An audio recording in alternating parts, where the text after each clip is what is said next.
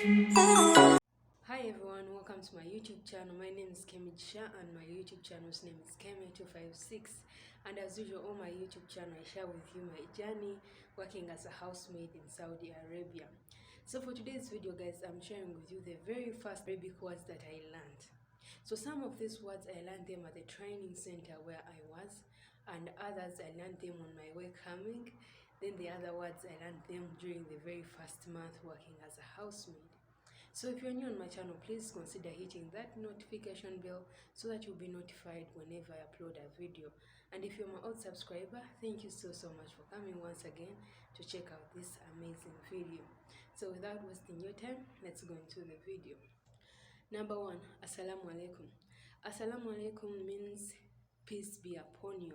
So this is a greeting that is used by Arabs, at the same time the greeting used by Muslims at large. So this greeting is also like the way how Christians say God is good all the time, and all the time God is good. So this is the greeting they normally use, the Arabs.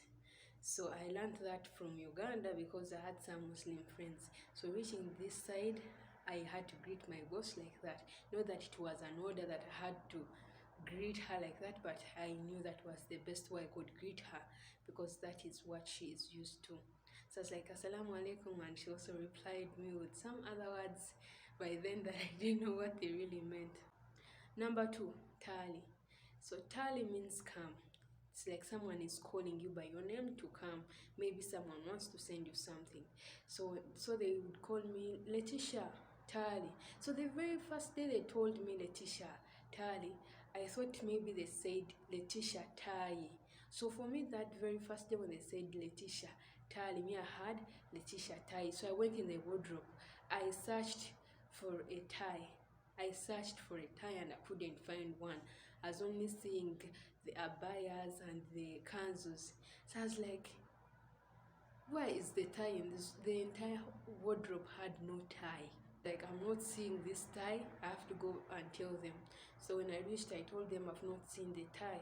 So my boss's granddaughter told me, no, they said Letitia Tali, which means Letitia come. I was like, oh, I thought you guys said Letitia Tai.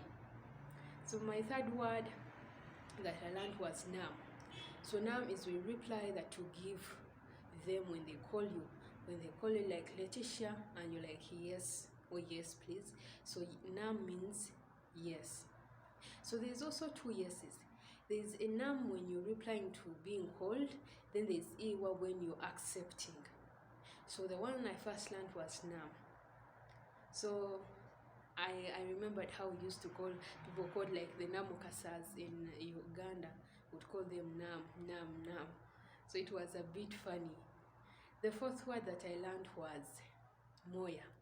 So they told me to bring Moya. Madam was like, Letitia, bring Moya. So for me, I was used to my childhood thing where we would play and be like, ah, you guy, you have a lot of Moya, meaning like the armpit air. So they told me bring Moya, and I was confused as like, no, I don't have it. So my old lady took me to the tap and she was really tough. She was like, this is Moya. I was like, okay, I understand. Then the other word that I learned was flus. So the reason why I learned flus is because, you know, I had come to make money, not to joke. So I always wanted to know what money is in Arabic. So when I asked my friend, I was like, what is money in Arabic? Then my friend told me, money in Arabic, it's flus. So I had to keep that in mind. Another word that I learned was ratib. So ratib means salary. The reason why I asked for the word salary in Arabic is because I wanted to have it in my mind so that in case my boss is delayed in paying me, at least I would tell them that word, because I knew by then I couldn't construct a sentence in Arabic. So I knew at least if I tell my madam and be like, Madam Ratib, she will understand salary in case she delayed me. So another word that I learned was lodge. So lodge, I thought it was in English. So lodge, I thought that these resting places, normally they're always on hotels or any entertaining places, they always have lodges. So my madam told me, go and bring for me the lodge. And I told her very nicely, I was like, madam, I'm new in Saudi Arabia, I've never traveled, so I really don't know where lodges are located. So she told me, no, go bedroom, bring lodge. I was like, madam, how is your bedroom a lodge? So the granddaughter still was there. She was like, no, mom is saying bring for her lipstick. I was like, what? How can a lipstick be a lodge? Then they told me, yeah, this is the lodge. So whenever they would send me for lodge, I would exactly know they're asking for lipstick. The eighth word that I learned was surah. So this word was mostly used by the old lady. If you have ever worked for an old lady, or if you are working for an old lady, trust me, I know what you're passing through. They're always tough. They don't have time to be patient. They want you to be quick in everything you do. So surah means faster or quickly. So whenever I would be cleaning, my old lady would be like, surah, surah, surah, surah, surah.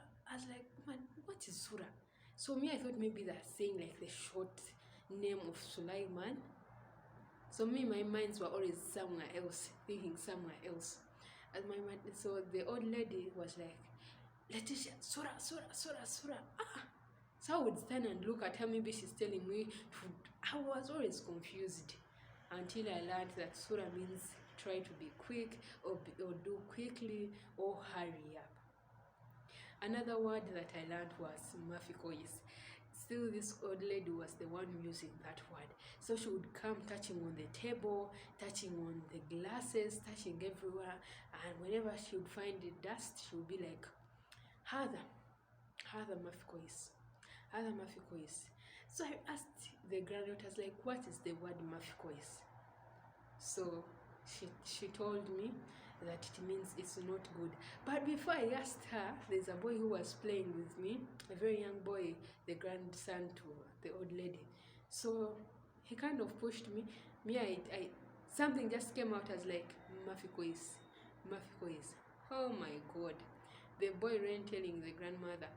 The teacher said, I am bad. So I had to deny him now. Why would I say that I said it? So that I would be bringing problems for myself. I was like, what's even the meaning of that word? That's when I learned it. The other word that I learned was washa.